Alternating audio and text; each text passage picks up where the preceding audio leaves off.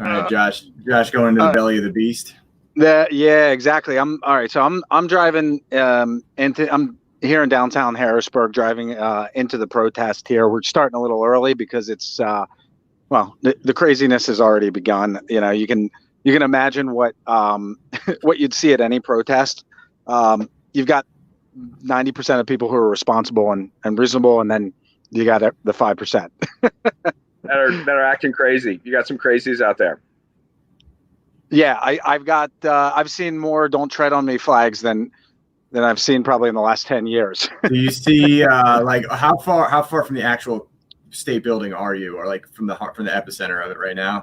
So right now I'm at the Hilton here on 2nd Street.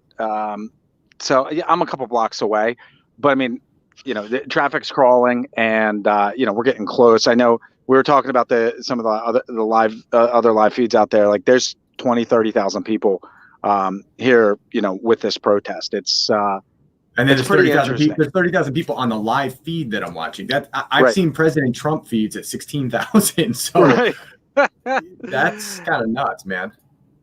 Well, and you know what? I think this is a little bit unprecedented, and you know, I mean, this has kind of been in the undercurrent of our talks, Judah, right? Like every time we talk, there's always something new that that we're learning, we're seeing that we haven't seen before, and I mean, it's kind of interesting to see the conflict right now in the state between the governor and then the House and the Senate, and like I just think it's an odd time, you know. Like there's arguments on both sides here, right? Like absolutely, and there's people who say that we should open up right now, and they are being somewhat militant about that, and then there's also people who are saying that we need to stay closed down. And if you don't think we should close down and stay closed down, then you don't like people.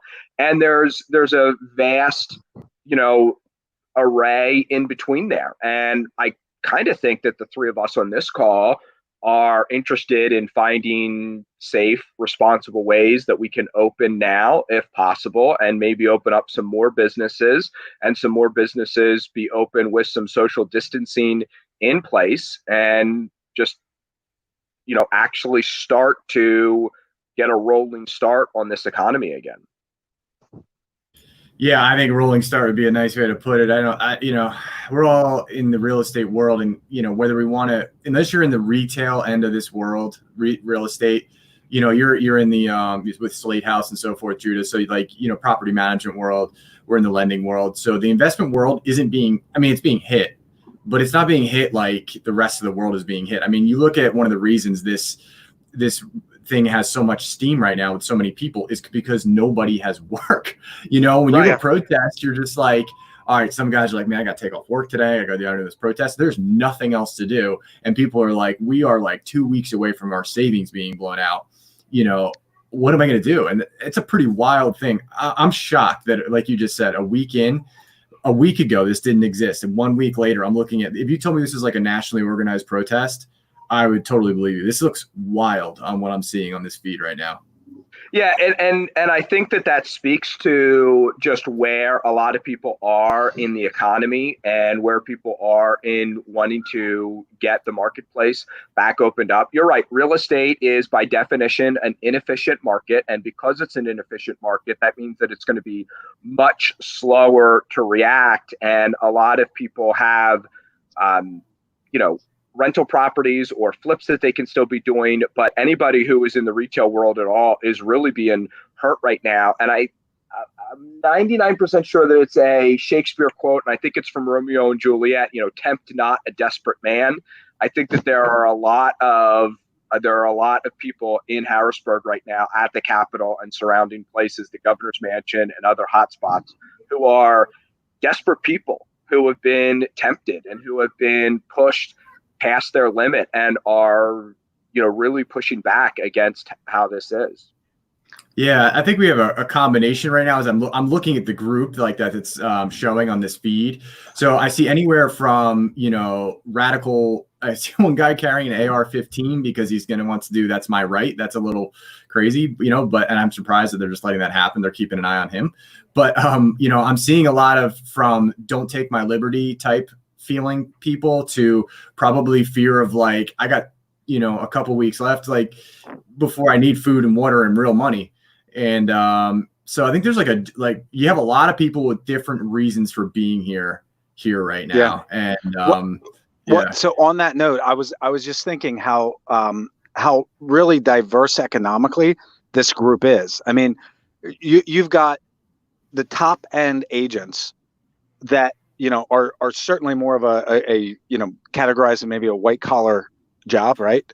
And you've got that on one extreme, and then you've got just contract laborers, and everything in between. You got tradespeople and all that kind of stuff. But I mean, everybody's suffering from this, and beyond that, like it's not as if there's just a decrease in what we're in the volume. It's like the highest volume we've ever had to zero. I'm flipping my camera here. Ian, you were talking about the AR-15.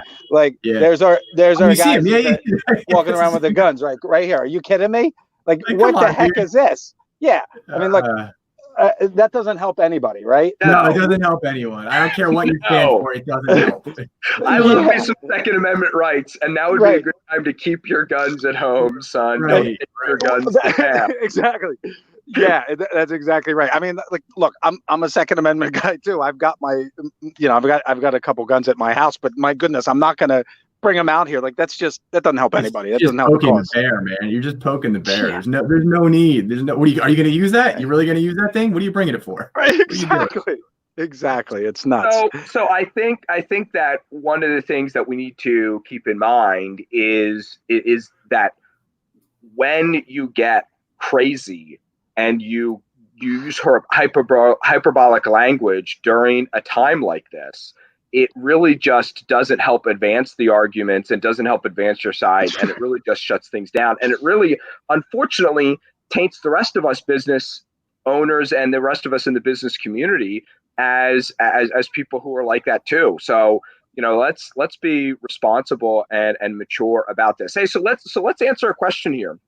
I think you guys can see this from, Brian Rick here. Does it make sense right now, you guys from the lending world, to roll out of hard money into a 30-year fixed loan and start paying and like amortizing that loan? Or do you think that somebody should be flipping and selling that property? What are kind of your thoughts there? Depends. It depends. I mean, it's a very broad stroke with that question. So, there's still deals out there. People are still moving things, and there's still deals that you can't walk away from that would be a flip and better from like a flip perspective rather than a cash flow perspective. I think the way I look at this is like, look, I can't predict the numbers right this second because the market's locked up and stuff like that. But I can look and go, okay, 90 days out from now, when things start to move again, people start, rent and everything starts to restabilize itself. Like there's still a value. So there's still a flip value there, depending on where you are. But like, is it going to probably be, breaking the new top of the market when you go to sell it? Highly unlikely. You probably, have a certain percentage less, the market is contracted when you go to sell it. But if you buy it at the right price, it's still a completely strong deal. Now, if it's like a rental property, I mean, you never want to be in a hard money loan on a rental property for very long in general. So the faster you refi out of a true rental, the better. You're looking at like, create 4% interest over 20 or 30 years. So really have to determine what kind of property you're dealing with. Ian, I want to jump in on this too. I don't know if you remember this, but we had some pretty heated discussions, before the last crash and slightly thereafter, like maybe until 2009, 2010, trying to figure out where the bottom was and what that number looked like. And ultimately what we came up with was the 1% rule. If you've got a property that is going to cash flow at a rate, is going to cash flow at that 1% rate, that ended up being the bottom across the board, whether it was in those high-end neighborhoods, median or the low end, well, not so much the low end. The low end really took a hit, but like the median home price properties, if you could rent it for $1,000 a month, the bottom was $100,000. I mean, like that just ended up being where it was. So if you're looking at if you're in a hard money loan and you're looking at a hard money loan for a flip, maybe you look at it and you say, okay, I know that we're at some point going to hit the bottom. And if that's going to be in a short period of time or whatever, if I want to protect myself, I got to make sure that I'm valuing that property based on, 1% of the or the 1% of the value, or the value is 100 times the monthly rent. Mm-hmm. The economy always returns to that point. Exactly. That's like the correction point. Anyway. Well, because it, you don't buy, when you're buying rental real estate, you're not buying an asset. And hear me out on this. You're not buying an asset. You're buying a stream of income. And along with that stream of income, you're also getting a stack of bills. And there's a way to compare those two things and evaluate those two things as they compare with one another. And that's how you come up with the value for the property. That's a fundamental value of the property. For single family homes and multi-units under 10 units, that gets a little bit squirrely because of how many owner-occupant buyers that there are out there and people investing for their own personal things. But when you are doing investment property, you need to remember that you are investing, you are not speculating. Hoping that values go up or hoping that values are what they were pre-corona is really just speculating. We need to be real estate investors, not speculating. You can make a lot of money by speculating in stocks, by speculating in currencies, by speculating in real estate. But guess what? You can also lose a lot of money. You can also make a lot of money speculating at the casino, and that's what that is. Right. So, yeah, I mean, there doesn't seem to be a whole lot of disruption. Strike that. There's a lot of disruption, but it doesn't seem to be any violence down here, which is pretty promising. That's good. That's good. That's good. Well, I mean, the official protest started at 12, so you're 7 minutes into the official protest. True. So, can you get another shot out the window, Josh? Can you is there anything good? I can. There's not really anything to see here. Let's see what we got. Let's see. I mean, there's people with signs, but like I'm in traffic. I mean, a lot. There's a ton of cars, and I don't know if you can see up ahead of me. There's a couple cars with the "Don't Tread on Me," flags hanging out there and stuff. Yeah. Whoop. I said some Hell's Angels and some pagans in front of you. Perfect. Exactly.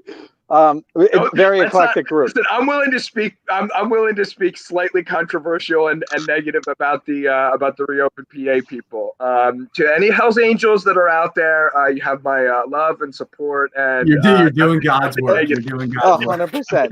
Listen, no judgment here, man. No judgment at all. That's right. Okay, so I don't know, Steve. You can see we got Steve Mahler on here. Steve, who says the problem is commercial lenders, and I really think this is all lenders, are not closing, meaning they're not closing funding. They're not, closing deals right now, or they are raising their fees and lowering loan to values. We haven't seen a big change in interest rates yet. That's true. But that's interesting that he's saying he's seen fees higher. I do know that we are probably going to see lower loan to values. And I think that makes sense, right? Because lenders lower LTVs in anticipation of values going down. So a lender that was lending at 80% is now going to lend at like 70% with the anticipation that, today's 70% will be tomorrow's 80%. Does that make sense?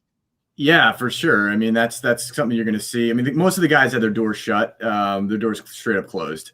So those guys that are trying to hold on, you'll see a little bit of that. They're really what's left are your truly private funding sources.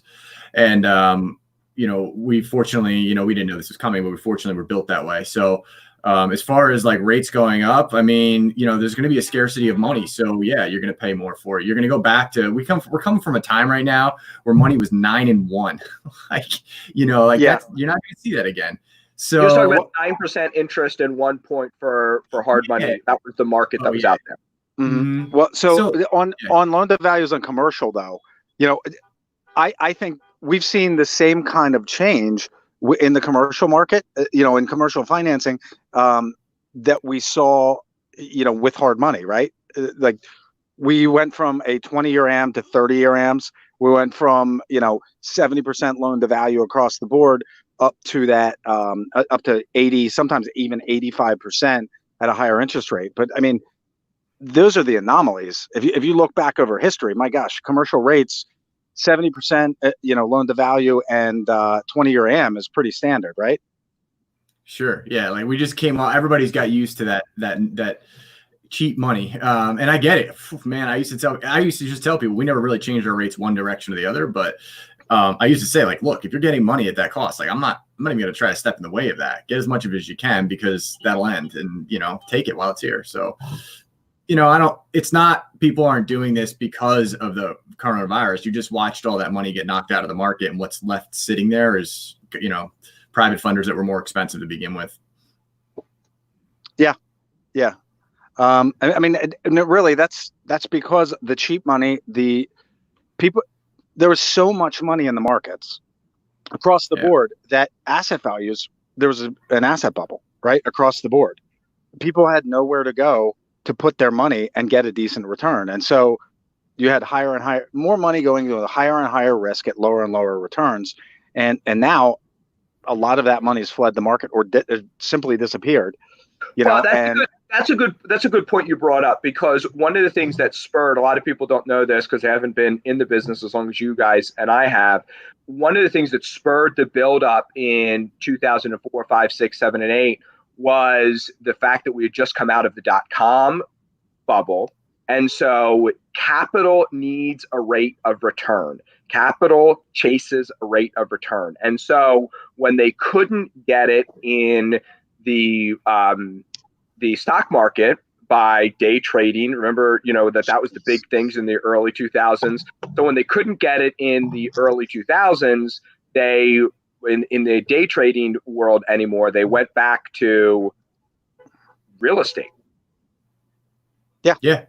And when it worked in real estate, Wall Street worked so well in real estate because of the historically low interest rates. So when we were at 6% interest, or where a healthy economy survives, and they're trying to lend out at 11%, 12%, and Wall Street's going, man, when you cut that up, we're making 5 or 6%, nothing really sexy there. But when you have historically low interest rates where, you can take money at almost zero for those guys and put it out in the street for that 12%. And now they go, we're making 12%. That's sexy to them. Especially on a margin loan. If you've got a margin loan that's making money in the stock market and you're taking money against the stock values at really, really low rates, you're making the return from the stock market and the interest rate return. Right. Yep. Yeah. So which is why, unfortunately, when it all falls apart so quick, because then you're also, when those margin calls happen, you're losing money in both places, and it really falls apart quickly. So hey, I just want to thank Rick for saying that he appreciates the feedback and the information. Our goal here is to speak intelligently into the marketplace and be as nonpartisan as possible.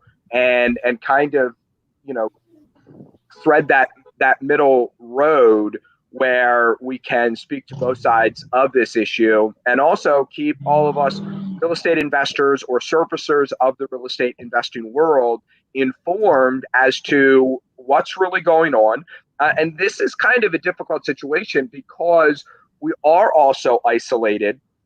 That, because of this social distancing, that there aren't as many meetups happening as more. There aren't as many people meeting for coffee and things like that. And so kind of the word on the street gets a little bit fuzzy and a little bit muddy. And what we're trying to do is just bring people information about really live information about what we're seeing, what's happening. Josh and I have been doing these calls on a daily basis, and we've been getting a pretty good reach, and we're excited about it. Ian also has a daily broadcast. Cool. You can check out the Facebook Central PA, strike that, Hard Money Bankers of PA Facebook page to see him streaming over there as well. And I mean, really great content across the board. Like at this point, we're just trying to kind of navigate our way through what's going on a daily basis, talk about some strategies for real estate investing, and help investors and people that are interested in the industry trying to kind of get some context on things that are happening. Yeah, I don't mean to cut you off. I have to jump off, Josh, because I have to jump on my show in a couple minutes. Yep. But it was a pleasure meeting you guys. Good luck, Josh. Thank you down there, and we'll be in touch. I'm sure we'll do another video. That Hey, sounds sounds good. great, Ian. Thanks for being with Thanks, us. Ian. See you, man. All right. So, one thing that I think is really interesting here, Judah, as I go through this, I feel like, I've been talking to a brick wall for years. It really frustrates me that people haven't really cared much about civics lessons, Right. and really the history of our country and things. And as I'm driving here, one of my big takeaways, I passed a couple people with different bills and laws taped to their windows, their back windows. They go through there, and it's just interesting now.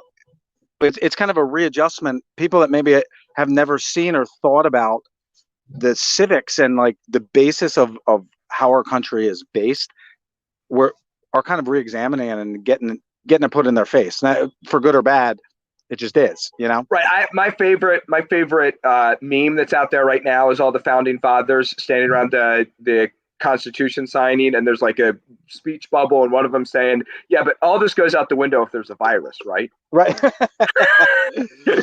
Well, and you know what though? Like, there's something to be said about that. Like, look, this isn't unprecedented. Like what's happening right now, it's not unprecedented, even though it hasn't happened in our lifetime, unless you really have some years on you and you've reached the century mark. Right. But I mean, 102 years ago, we did the same quarantine stuff. It's a different world, but it's not necessarily unprecedented. And frankly, I don't even know if it's unwarranted.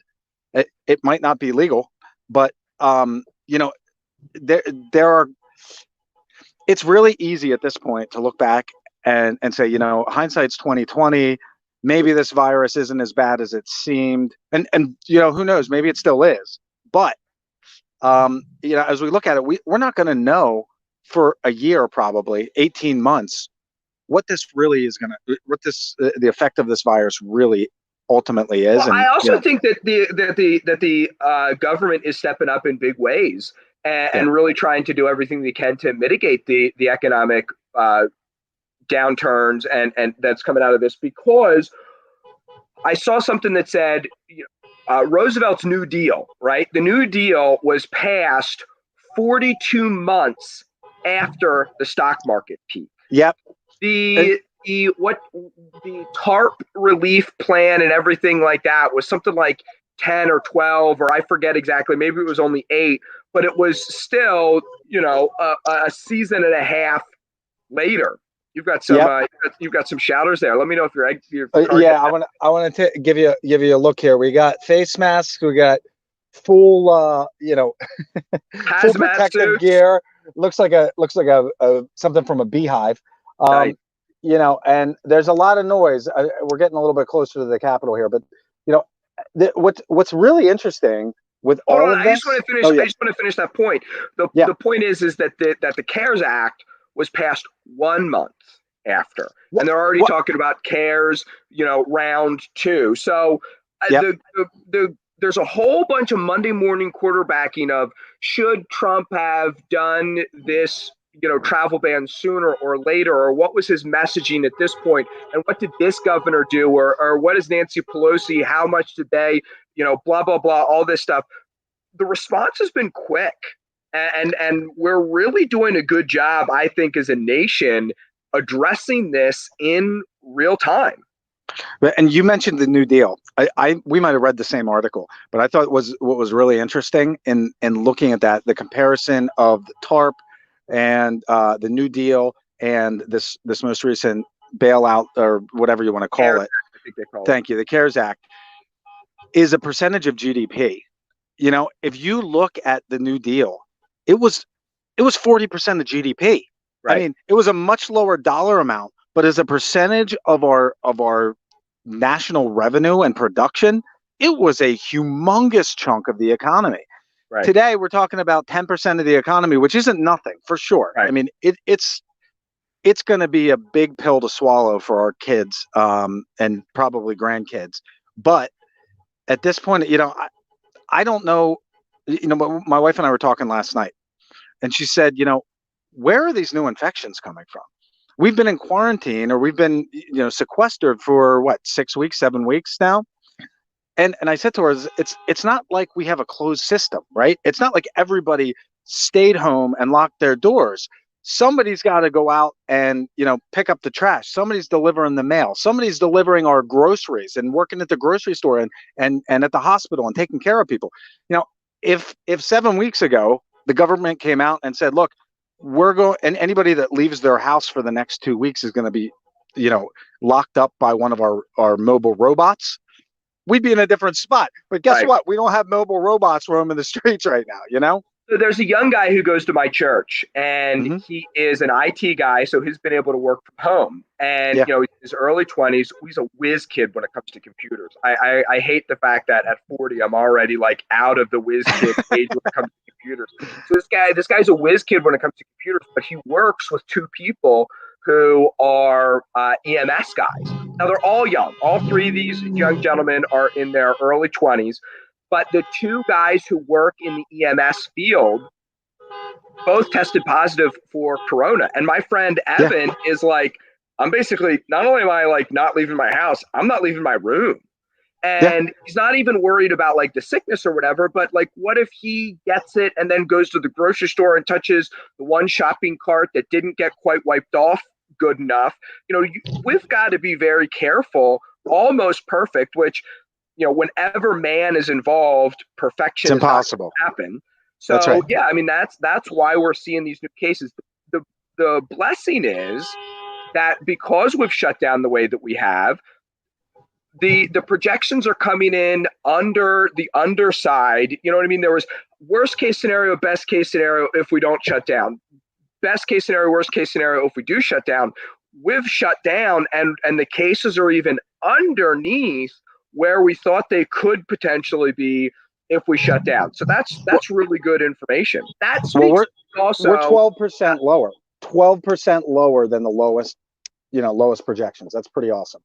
I mean, I think we're gonna. Oh, Cork and Fork is great. By the way, once we open back up again, everybody needs to go check out Cork and Fork. They've got a really good. They don't call it Meat Lovers Pizza, but they've got a really good Meat Lovers Pizza, and they've also got a really good. They call it like the fungi pizza or something like that. It's got all kinds of mushrooms and stuff like that on it. There, Cork and Fork is an amazing place. I love the Harrisburg market, by the way, my friend.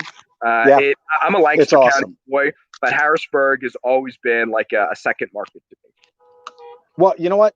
Harrisburg has really had an insurgence over the last 15 years. I love the Harrisburg market too, and I'm always amazed at the development and the value that you can get close to the river, here in Harrisburg for not a ton of money. You can get a really nice place. No, we've got shared office space in like the 20,000, 2,000 blocks, something like that, of Harrisburg that overlooks the river, and it's absolutely beautiful. Harrisburg is a great market. What's cool about Harrisburg is obviously it's a state capital. They don't move state capitals. It kind of anchors. It's one of the things that anchors all of central Pennsylvania. It's why I think central Pennsylvania is a great market to invest in. People don't think about it because we grew up going to Hershey Park, but the fact that Hershey Foods has their world headquarters right there and has several factories, there's just a number of really great things about, and of course, to a lesser extent, not AMP anymore. Why can't I think of it? IT connectivity, or is it TI connectivity?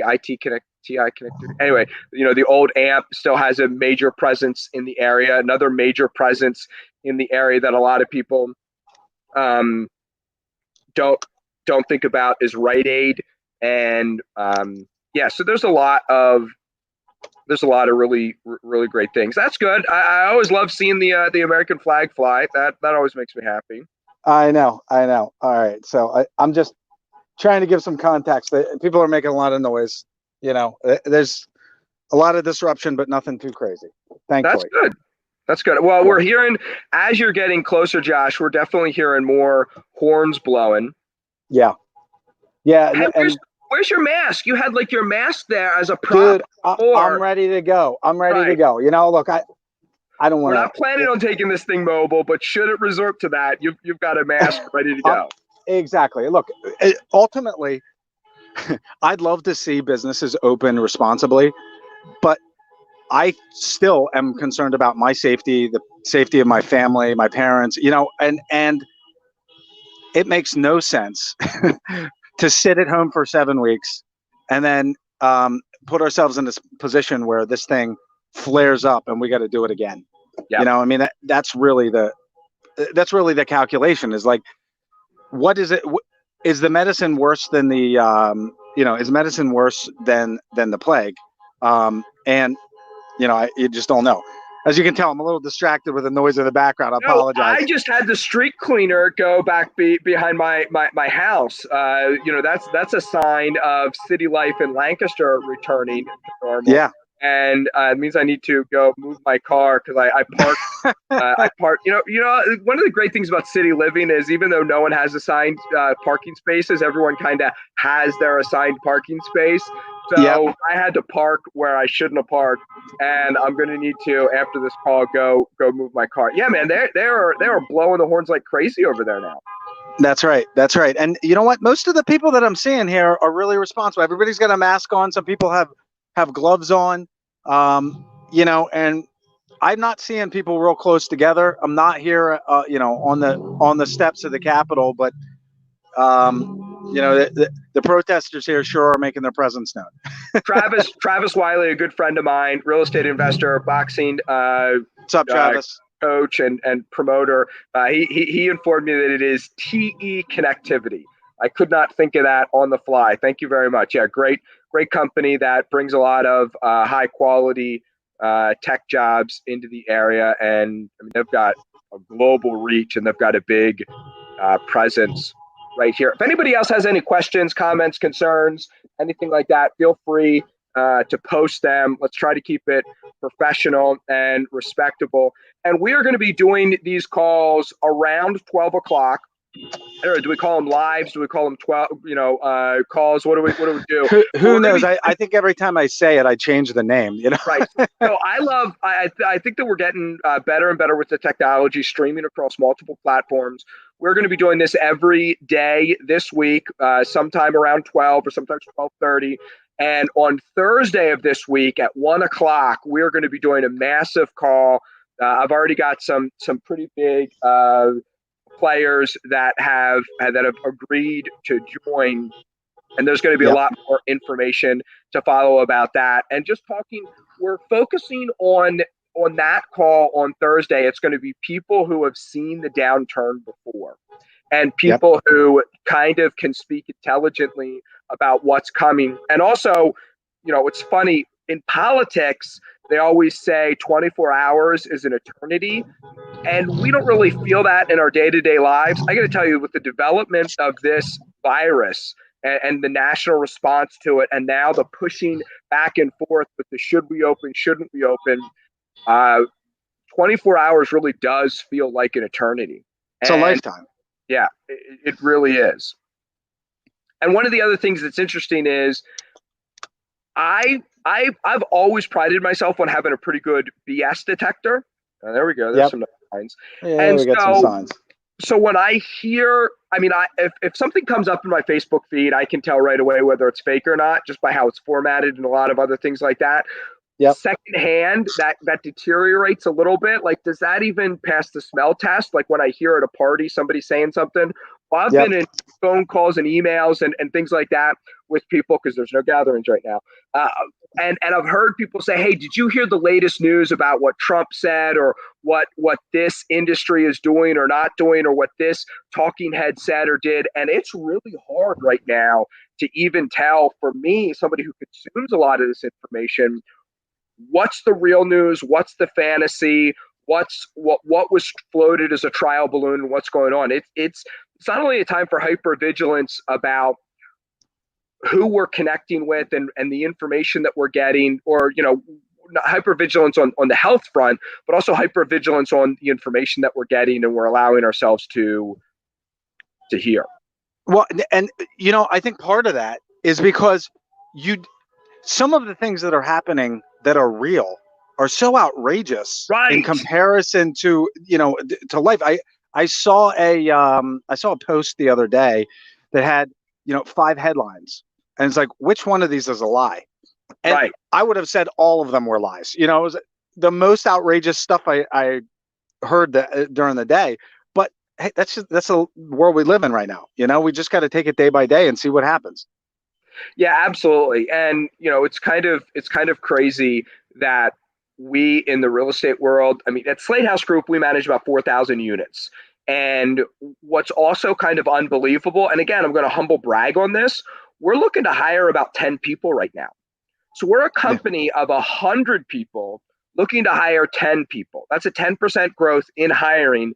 That is odd for any company at any time. It's especially odd for companies in April of 2020. And I just really think that a lot of that has to do with the people that we've surrounded ourselves, how we've set ourselves up to kind of be geared for situations like this. Josh, when you and Ian were on earlier in the call, you said that you are mostly, if not all, I don't want to put words in your mouth, private funding backed, and how that's enabled you guys to stay open and stay in business. We've always had a very empathetic and close personal connectionship with our tenants, even though we've got 40,000 of them.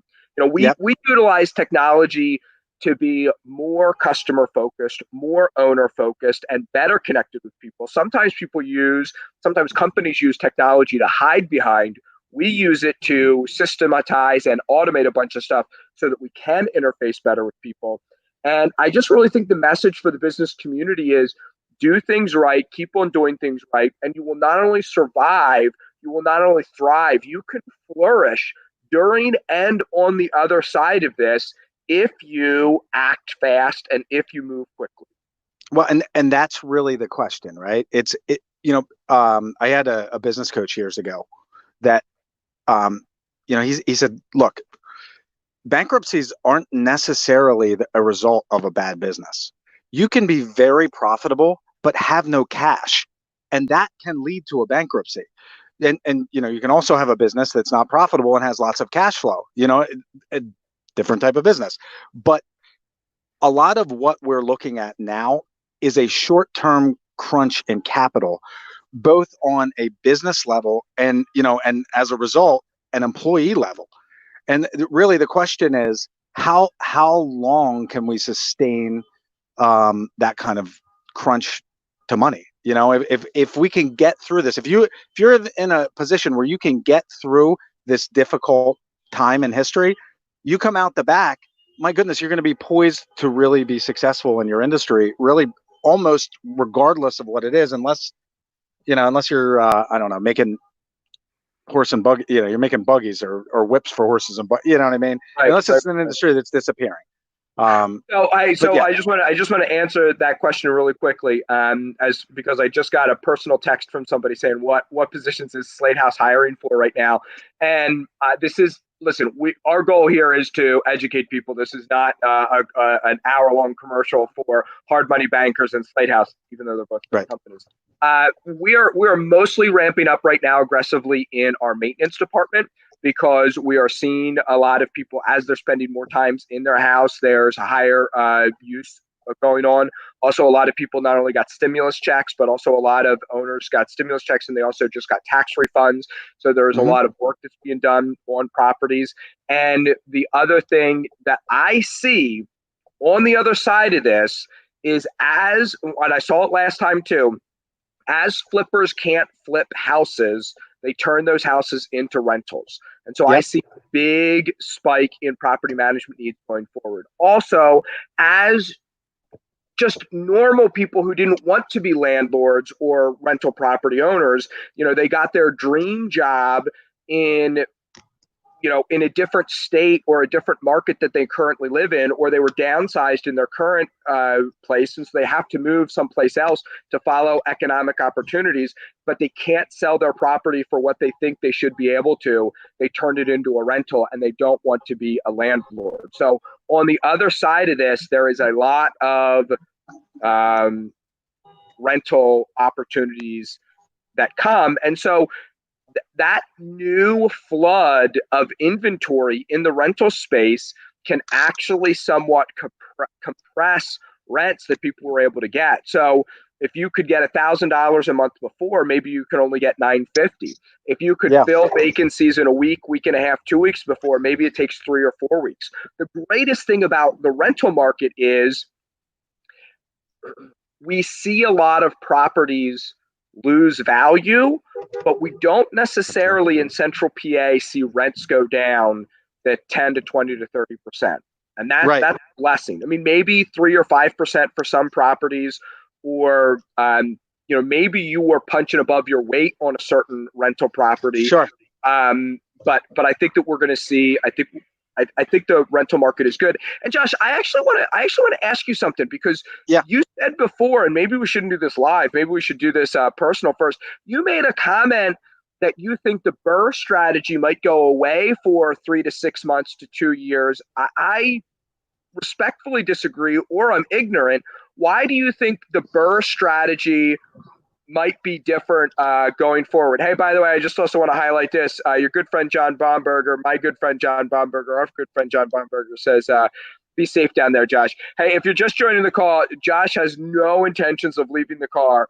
And we are reporting. We are just a fly on the wall trying to report on what's going on, to be another source out there showing people what's happening in the Capitol today.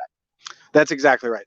All right. So when I mentioned the Bur method, I think people got accustomed to a really fantastic finance terms, aggressive lenders, and for a period of time, in many markets, unrealized higher property values. So in some markets, and it kind of vacillated throughout the country, you had investors going in, buying low, renovating, refinancing, and actually taking money out of their property on a refinance and having zero or negative, negative money in a property. I think those days of a Bur investment are over, at least for a while. I do think the Bur method works really well if you're looking to do quality renovations, right?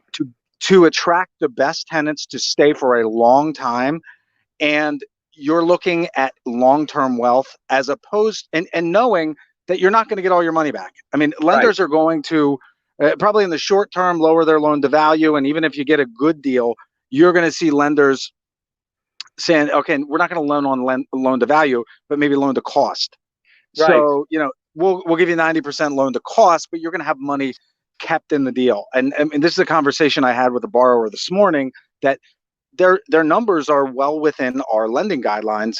But as I think you brought this up on one of our recent calls, somebody with 500 properties and no capital in the game, they probably have most of their loans on non-recourse loan products.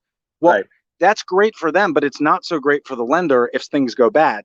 We have to look at things. One of the reasons that we have capital to invest is that our partners did a phenomenal job of underwriting good loans and being responsible instead of chasing the easy, quick money. And so our investors stayed around when things changed. And so that's kind of that's more what I was referencing when we were talking about the Bur method, is that let me just also speak a little bit to that. And I want to come up with some better examples. So when I saw the stock market crash and the real estate market crash and the lending market deteriorate in 2008, 9, and 10, I was doing a lot. I was a hard money lender, and I was also a takeout lender. So the joke always was, which kind of hand washed the other? But I was in both those businesses, and they fed each other very nicely. But I had people panicking because they couldn't get all their money back out of a flip that they had done, or that they were converting to a rental. And they said, I've still got $5,000 left in this. And I said, well, okay. So what's the problem? They're like, well, I have $5,000. I said, what's your monthly cash flow? They're like, well, my monthly cash flow is $150 a month. I said, okay, so take 150 times 12. Yep. That's $1,800. Now divide that into $5,000. That's a 36% return on your money. You tell me, and just based on cash flow, that doesn't even count the fact that you're probably getting another $150 worth of principal reduction. So we're That's talking right. about a 70-something% return on your money, even if there's Exactly. no appreciation. Let's say I'm only half right. Let's say I'm only a quarter right. A failed Bur property still has ridiculous returns on your money compared to any place else that you would want to put that money. That's exactly right. I think the frustration, though, across the board is when you go in with certain expectations in any investment. You go in with certain expectations based on recent history, and things change. And when that happens, you kind of have to pivot, and maybe that money that you had planned on investing somewhere else or in a certain way, in a different way, now gets stuck in a property unexpectedly. Like nobody likes unexpected. Nobody likes surprises when it comes to money, unless it's winning the lottery. Right. Well, and that's exactly it. Is people have in mind plan A, and then when plan B comes along and it's not quite as good, they get frustrated with that. But the other lesson is, and I've been employing this through this recovery, is recognize that a downturn's coming, and you should not be buying everything you can buy with your money, and you need to save money for a rainy day, and not just save money for a rainy day, but there's a guy who I know, Mitch, out of the Houston, Texas area, and he has 40 rental properties that he would classify as El Dumpos, right? El Cheapo, El Dumpo properties. Yep. And he, with those 40 properties, he owns them free and clear, and he calls those his moat. He doesn't let anything touch the moat around his castle.